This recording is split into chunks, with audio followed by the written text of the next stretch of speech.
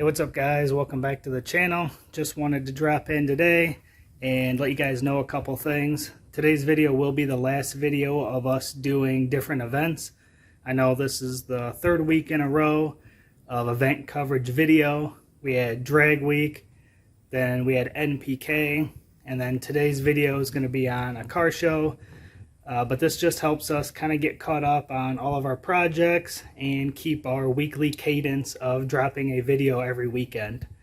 So after this, we will have updates on the Foxbody here.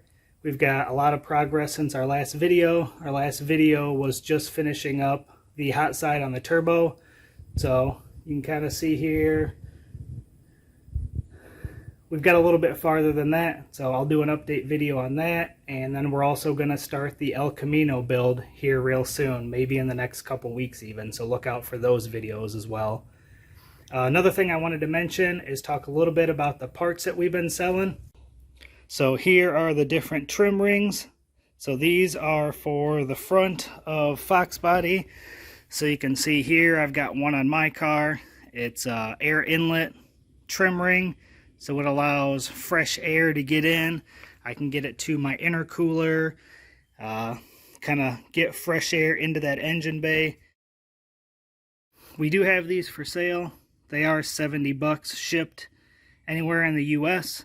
So if you're interested in one, you can shoot a message at 815 LSx Swaps at gmail.com.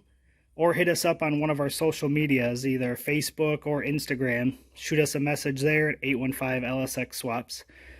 So the oval one, you can see that's what's on the car already. But also have this rectangle one for those that are interested in that.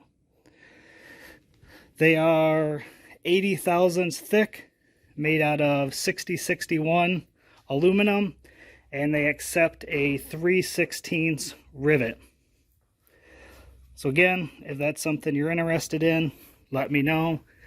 I've got a bunch of these available, and I can usually get them shipped out pretty quick. So with that, I'll go ahead and get to the car show video. Again, that was a few weeks ago. There is a car show that is only a few blocks away from our house, and it's one that we try to go to every year just because it's so close.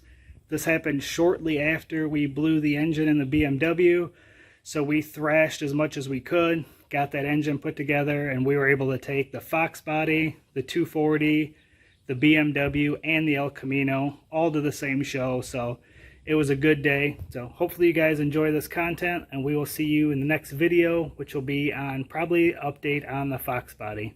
Later guys.